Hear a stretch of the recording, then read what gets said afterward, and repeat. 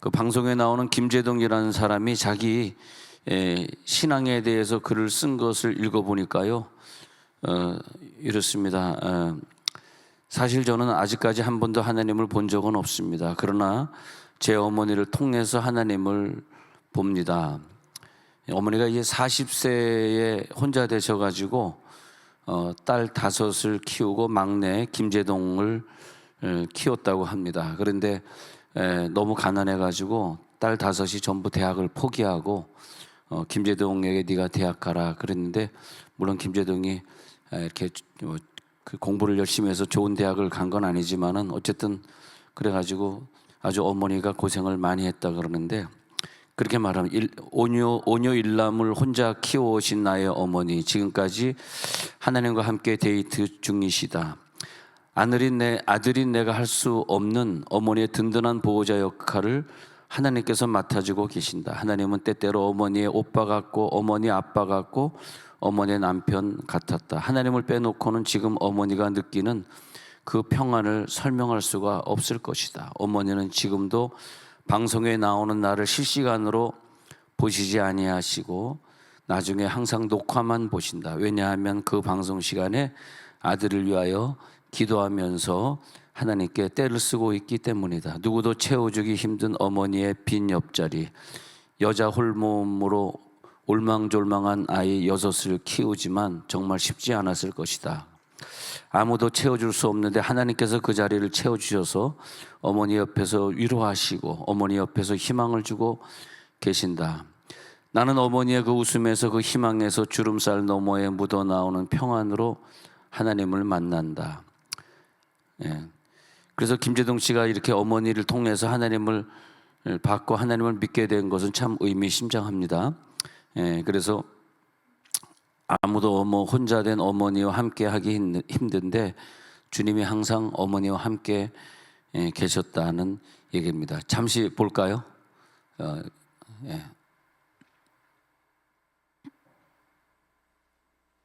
갑자기 제가 멎어버렸네.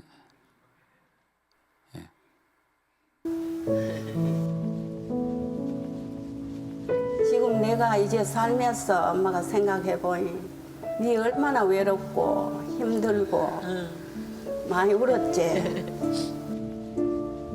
아버지도 없고, 아버지가 없으면 위에 형이라도 든든하게 있어야 되는데 형도 없고 얼마나 슬펐겠노, 얼마나 외롭겠노. 그때 엄마 네 마음도 몰라주고 이제 생각해 네가 얼마나 외롭겠노 싶어가 기도하면서 내가 많이 울었다. 아빠 얼굴도 못 보고 네가 이렇게 출세할 수 있어서 너무너무 고맙고 감사하다. 재동아, 엄마 최고의 소원은 결혼이 제일이 소원이지. 잘 알아듣나? 귀 기울이고 들으래. 결혼해라. 눈 높으면 안 된다.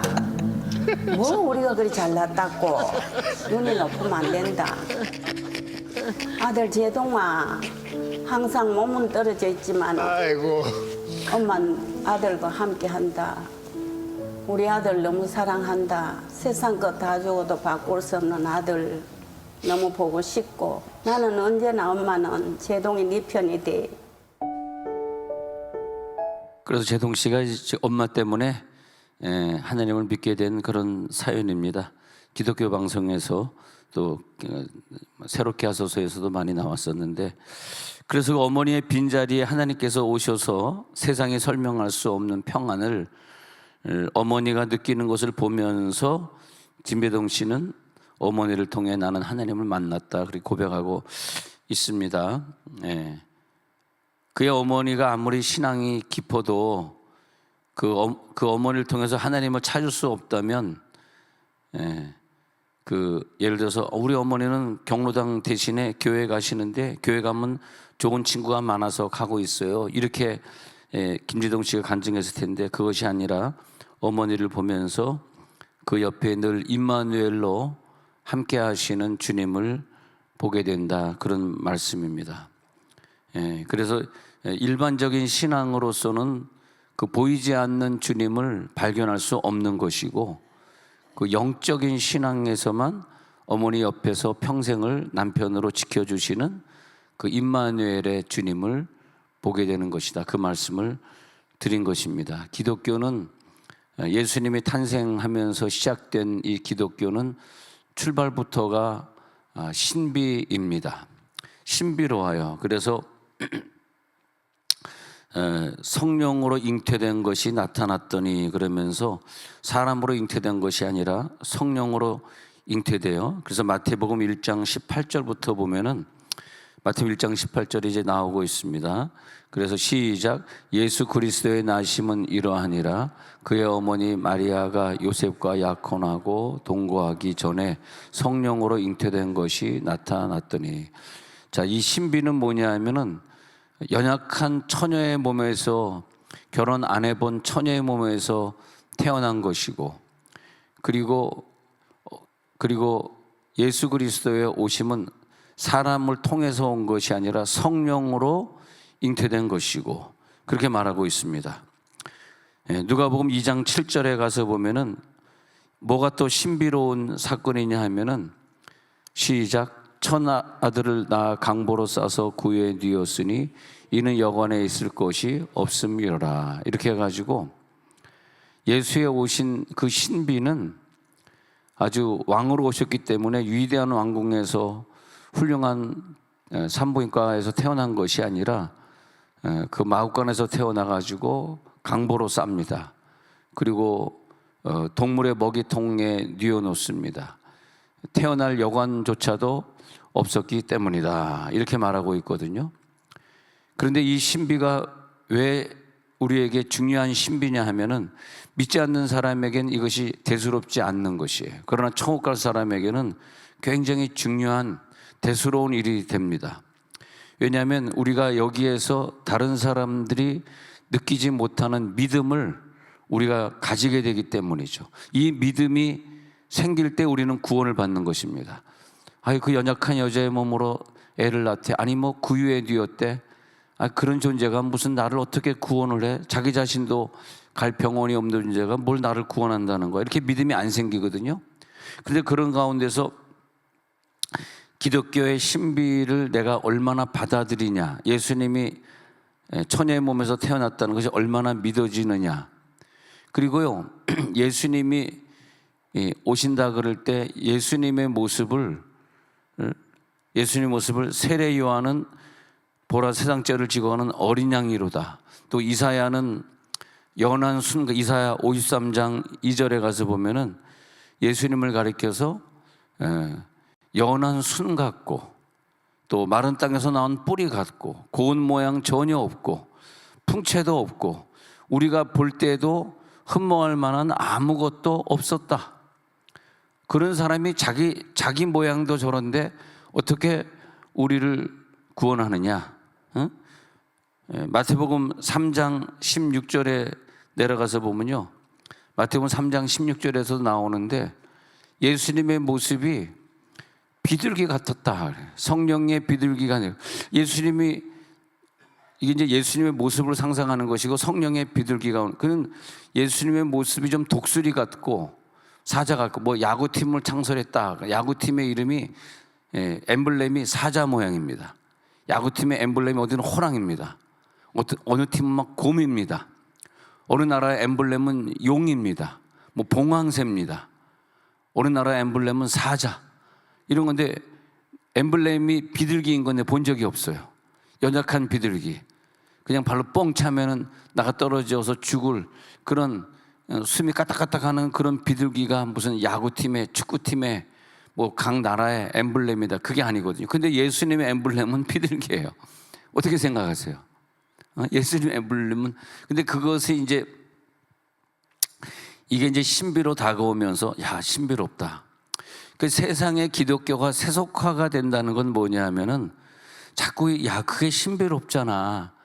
마구간에서 태어난 게 얼마나 신비로워. 이렇게 돼야 되는데 우리는 자꾸 마구간에서 태어나고 비둘기로 오시고 연한 순 같고 세례 요한이 말하는 것처럼 보라 세상 죄를 지고 가는 하나님의 어린 양이로다. 어린 양도 아니에요. 어린 양이에요. 또 예수님이 예루살렘에 십자가지로 들어갈 때는 멋있는 말을 타고 들어간 것도 아니에요. 따박따박거리는 어린 낙이 그것도 어린 낙이 새끼를 타고 또 들어가. 모든 게 이게 하나도 내 마음에 드는 게 하나도 없는 거라. 뭐 이게 기독교가 이거 무슨 이게 힘이 없어. 로마 사람들과 싸우려고 그러면 좀 강력해야 되고 말이야. 백마를 탄다든지 말이야. 예수님이 큰 창을 가지고 와가지고 쟤네들 좀 싸우고 이겨준다든지 뭐 그것도 아니고.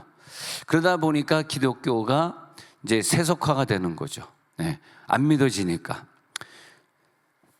이 신비한 예수님의 탄생을 우리들이 받아들이면 뭐가 되냐면 그 신비한 예수님이 연약한 제동씨 어머니와 평생 함께 하셨다. 이게 보이는 건데, 아니 어머니가 예수를 믿으면서 저렇게 애 여섯을 낳고 말이야.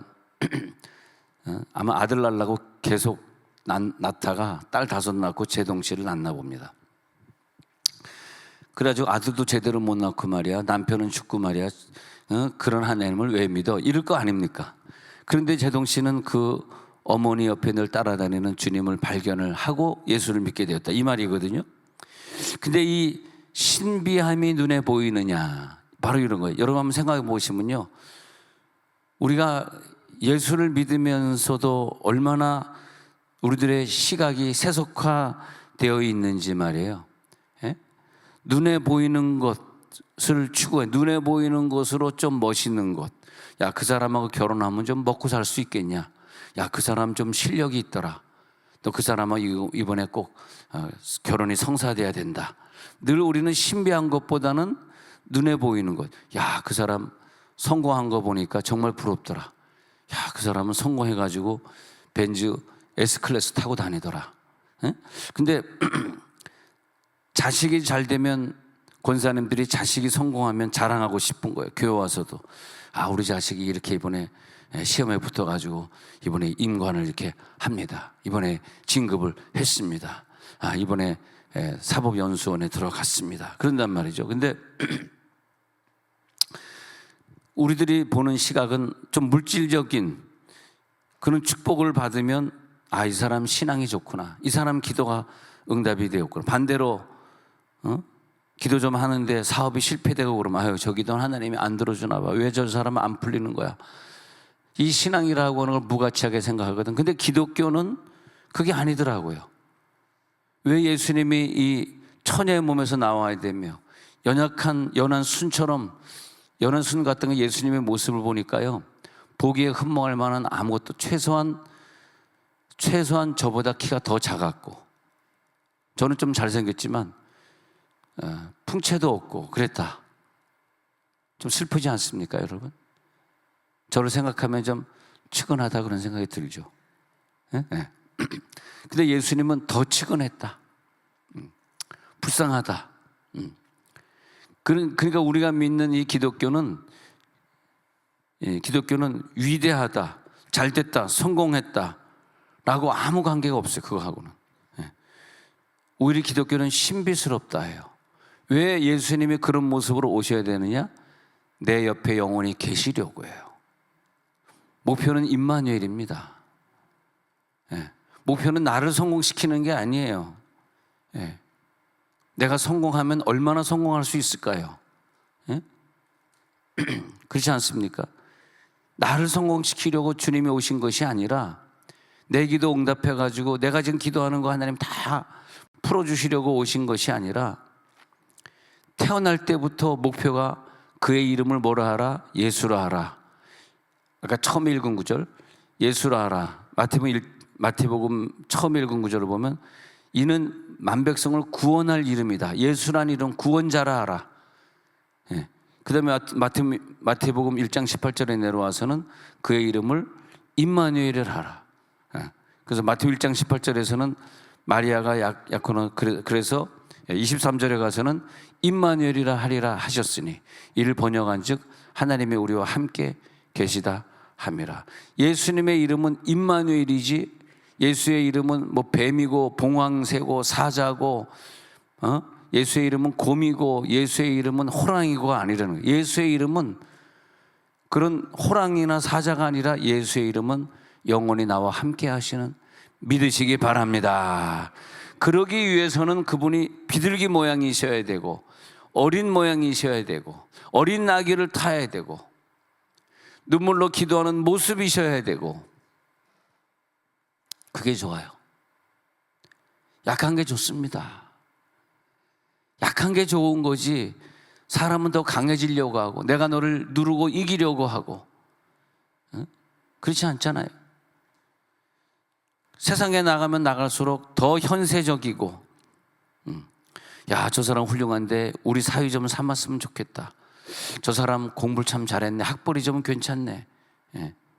또 반대로, 야, 저 사람은 실패한 사람이니까 저 사람은 절대 우리 인생에서 만나면 안 될 사람이야. 예. 그런 생각하지 않습니까? 근데 참 신비하게 예수님은 신비한 성령으로 오셔서 눈에 쉽게 보이는 성공으로 오신 것이 아니라, 성공이 아니라 성령으로 오셔서 나의 신비로운 신앙을 붙들어 주시고, 그리고 제대로 된 신앙을 심어 주시고, 천국 갈 사람들은 눈에 보이는 화려함에 속지 않게 하시고, 그래서 그 신앙은 신비롭구나, 그 신앙은 참 아름답구나. 세상의 성공이라는 게 그렇잖아요. 대중가요나 세상에 나오는 영화나 드라마는 어떻게 해야 성공합니까? 더 성공해야 되고 더 폭력적이고 더 음란해야 되고 더 성공한 사람들의 사랑 이야기여야 되고. 근데 그래도 옛날에 우리가 전쟁을 만나고 그리고 가난하게 살고 할 때는 그래도 최희준이 복음성가를 불렀다고. 인생은 나그네 길 어디서 왔다가, 언제까지 안 웃을라 그래? 어디로 가는가 구름이, 평소에 아멘지매 평소에 흘러가듯. 그런데요, 좀 최혜준 씨가 욥기를 알았나 봐. 욥기를 읽었나 봐. 빈손으로 왔다 빈손으로 간다라고 하는 그 말씀을, 정말 인생이 나그네라고 생각하시는 분들 아멘 해주시기 바랍니다. 인생은 정말 나그네 길. 눈에 보이는 그것을 가지면 좋은 신앙, 눈에 보이는 그것을 안 가지고 있으면 저 사람 별로 신앙생활 안 한 사람, 그렇게 착각한다는 거죠. 그것이 현대 문화의 흐름이고 현대 연예인들의 흐름이죠. 그러나 우리는 그러잖아요. 그래서 우리들이 아이의 이름을 질 때도 굉장히 너의 이름은 강철이다, 너의 이름은 능력이다, 그 강철 같은 남자의 이름을. 근데 남자의 이름을 갖다 비둘기다 이러면 누가 좋아하겠어? 쟤는 그냥 연약해, 제 이름은 비둘기래, 그럴 거 아닙니까? 미국 이름도 그래요. 미국 이름도 막 강한 이름들이 있고, 뭐 비둘기, 도브라고 하는 비둘기 같은 이름은 남자들이 잘 쓰진 않습니다. 그래서 남자들은 철이다, 뭐 권이다, 뭐 이런 권이가 여기서 왜 나오지? 막 그런 이름들이 나오잖아요. 근데 예수님의 이름은 어린 아기다, 어린 양이다, 비둘기다, 어린 아기 새끼다, 연한 순이다. 예수님의 이름은 이런 거 등장하니까 누가 예수를 믿으려 그러겠어요? 그러니까 이게 연약한 예수 나는 안 믿어. 나는 강력한 군주를 따를 거야. 나는 강력한 왕이 좋아. 그럴 거 아닙니까? 근데 그것은 강력한 왕을 좋아했던 그런 나라들 있지 않습니까? 강력한 왕을. 이 터키의 에르도안이 자기가 강력한 군주십을 발휘해가지고, 그래가지고 터키 사람도 아닌데 이슬람 사람들을 전부 유입을 시켰는데, 그 숫자를 정확히는 얘기하지 않겠습니다. 어마어마하게 터키에 유입이 됐는데 이슬람권 사람만 전부 투표권을 줘버렸어요. 그리고 터키는 기독교가 2%가 되고 98%가 이슬람이 됐습니다. 기독교 안에는 뭐 천주교, 정교회 다 합친 숫자고, 한마디로 나라는 망했습니다. 터키는 더 이상 이제는 강력하지 않습니다. 왜 그랬을까요? 강력한 군주십을 요구하다 보면 그 사람들이, 그러니까 강력한 사울왕을 요구했다가 사울왕에게 나라가 이상해져 버리고 말고, 그래서 하나님이 사울왕을 전쟁터에서 죽여버리시고 다시 다윗을 세우지 않습니까? 근데 우리는요, 악의로우신 메시아, 그걸 깨달아야 돼요. 왜 예수님이 약한 군주로 왔을까? 왜 악의로우셨을까? 왜 강력한 왕, 여러분, 강력한 왕을 이스라엘 백성들이 요구할 때 하나님이 엄청 싫어하셨어요. 너희 강력한 왕이 한번 통치해볼까? 강력한 왕이 통치하면 좋을까? 근데 예수님은 강한 왕이 아니고 섬기는 왕, 할렐루야, 비둘기 같은 왕. 예. 그래서 예수님이 세례를 받으신 올라오는데 비둘기 같은 성령이 임하면서 그때 이는 내 사랑하는 아들이야, 내 기뻐하는 자야. 우리가 기독교를 믿으면서 그런 진리를 깨달아야 돼요. 그것이 여러분들의 의식의 세계고 여러분들의 수준이고, 세상에 눈에 보이는 강력한 걸 쫓아가면 안 돼요. 예. 그래서 나를 멸망의 길로 인도하고 있는 겁니다. 비둘기 성령이 임할지어다. 그래서 예수님의 모습은 유약한 이미지. 왜? 임마누엘이니까. 약하기에 나를 위해 죽을 수 있지. 그분이 강한 왕으로 왔으면 왜 나를 위해 죽습니까? 자기를 위해 나를 죽이겠지. 강력한 왕은요, 중국이든 어느 나라 강력한 왕들 보시오. 러시아든 결국 그 사람이 자기를 위해서 강력한 왕, 북한의 왕을 보십시오. 얼마나 많은 죄 없는 청년들을 죽였습니까? 그게 강력한 왕이에요. 근데 왜 우리는 강한 걸 좋아합니까? 왜 강해지길 원합니까? 왜 내가 저 사람 위에 군림하길 원합니까? 섬겨야지. 할렐루야. 사랑해야지. 그분의 죄를 좀 덮어줘야지. 할렐루야. 어떤 분이 그냥 문자를 그냥 뜨겁게 너무 뜨겁게 보내가지고, 여자분이 문자를 목사님, 내 마음 다 훔쳐가 놓고 혹시 목사님 일찍 은퇴하고 미국 가는 거 아니에요? 이번에 내가 큰 상처를 주겠다. 그래서 제가 100살까지 미국 안 갈게요. 그 사람이 나를 보고 활짝 웃고 있네. 확 웃네. 내가 100살이 되면 그 사람은 나이가 60이나 되겠네. 아닌가? 나이 계산이 좀 내가 하도 43살이라고 속이다 보니까 내가 내 나이를 하도 속이다 보니까 내 나이가 이상해졌네. 예. 그래서 담임 목사 나이는 고무줄 나이다 그래요. 담임 목사 나이는 너의 시아버지 나이다. 권사님이 나이가 70, 80이 넘었다고 나한테 약간 반말 섞어서 얘기하시는 분들인데, 자기의 시아버지가 102살이잖아. 그럼 내가 102살이라. 근데 내가 그 여자분의 마음을 훔쳐가 놓고 내가 미국에 내 고향으로 가버리면 이 사람이 얼마나 울까 생각해 보니까 알겠습니다. 최소한 내가 100살까지는 당신 옆에 있겠습니다. 아무도 아멘 안 하는 건 안 되겠다. 99살까지만 있겠습니다. 근데 아니, 어린 양으로 오셨으니까, 약하니까 나를 용서하실 수 있는 거예요. 약하다라고 하는 것은 최고로 강한 겁니다. 예수님이 왜 이렇게 약자의 모습이야? 강해야지. 강하면 어쩌라고? 강하게 뭐가 좋아? 그게 기독교의 신비다, 이런 결론입니다. 기독교의 신비는 약함에 있다. 약함. 그래서 약하기 때문에 내가 온전해집니다. 바울이 그러잖아요. 거기서 약함을, 왜 하나님이 나를 자꾸 사단의 사자 육체의 가시를 주면서 나를 약하게 만드시는 거야? 그랬는데 약하기 때문에 바울은 온전해졌더라.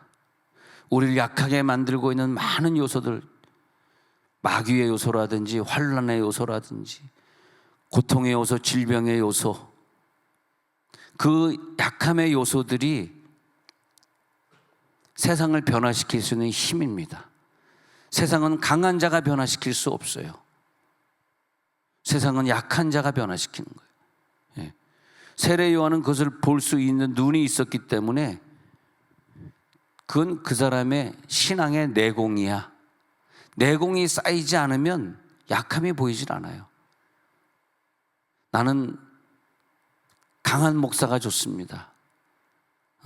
나는 성도들이 잘못할 때 막 야단치고 막 후드러 까는 그런 목사를 저는 좋아합니다. 그것도 맞는 얘기겠죠. 예. 그러나 그것은 구원의 이미지는 아니더라고. 구원의 이미지는 끝까지 용서하고 끝까지 사랑하고, 그게 뭡니까? 함께죠, 함께. 여러분, 야단치고 강한 거, 자기의 유익을 위해서는 대적을 막 휩쓸고 다녀야 되는 그런 이미지에는요, 함께함이 부족해. 난 그런 것 같아. 함께함이 아니더라고. 자기의 성공이고 자기의 물질 늘리는 일에 관심이 있지, 나와 함께하는 게 아니더라고. 함께하는 건 뭐냐? 자기의 목숨을 나에게 주는 거더라고. 그래서 어느 교인이 목사님, 난 목사님을 위해서 목숨을 바치겠습니다 그러더라고. 난 그분이 진짜 교인이라고 생각해. 뭐 그러라고 내가 뭐 그분의 목숨을 빼앗을 건 아니지만, 난 그걸 보면서 그래, 주님이 나를 위해 목숨을 바쳤지. 우리가 예수를 믿는 건요, 목숨을 바치는 거라고. 돈을 계산하고 시간을 계산하면 안 돼요. 너무 강해서, 자기가 강해서 그래. 약자는 그런 걸 생각하지 않습니다. 뭔 돈을 생각하고 뭐 시간을 생각합니까? 시간도 없고 돈도 없고 목숨도 없는 것이. 그러니까 충성을 요만큼 해라, 돈 몇만 원어치만 해라가 아니라 죽도록 충성해라. 목숨을 바쳐, 목숨을. 네 목숨을 바치는데 무슨 헌금 낼 때 돈 계산하고 있어. 목숨을 바쳐, 목숨. 목숨을 네 봉투에 넣어. 그래서 주님이 우리 위해서 목숨 바치니까, 약자니까 목숨 바치는 거지, 강자는 절대 나를 위해 목숨 바치지 않아요. 약자니까 나를 위해 목숨 바쳤다고. 그래서 그 어린 양으로 오신 예수님이 세상을 변화시키고, 여러분, 기독교의 힘은 이슬람, 불교, 뭐 무슨 유교 또 뭡니까? 그런 거와 비교가 안 됩니다. 기독교의 힘은 가장 강합니다. 왜? 가장 약할 때 강함이니라. 자, 우리 기도하겠습니다. 우리 기도하면서, 하나님, 예수님이 나를 위해 목숨을 바쳐 싸움에